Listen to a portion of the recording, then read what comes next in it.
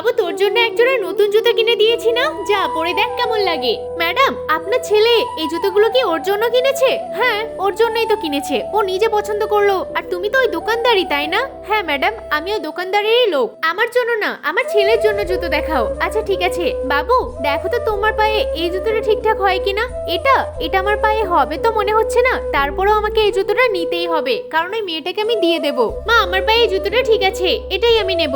আরে ওই বাচ্চাটার পায়ে তো জুতোটা ঠিক হলো না, তারপরে ওই জুতোটা নিল, কারণ কি? এই যে ভাই তোমার জুতোর টাকাটা। চল বাবু আগে জুতোটা পরে দেখিস কেমন লাগে। তাই নাকি? আমার ছেলেকে আমি এক্ষুনি জিজ্ঞেস করছি।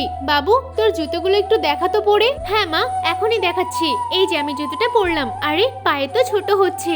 হ্যাঁ ওই লোকটা তো ঠিকই বলেছে, পায়ে তো জুতো ছোট হচ্ছে। ভাই তুমি তো সত্যি কথাই বলেছো, আমার ছেলের পায়ে তো জুতোগুলো হচ্ছে না। দেখুন না ম্যাডাম ও কোন দিকে যাচ্ছে, আমাদের ওর পিছু নেওয়া উচিত। বাবা তুমি তো আমাকে জুতো কিনে দিলে না, কি করব বল, আমার কাছে টাকা নেই, জুতো কি করে কিনবো?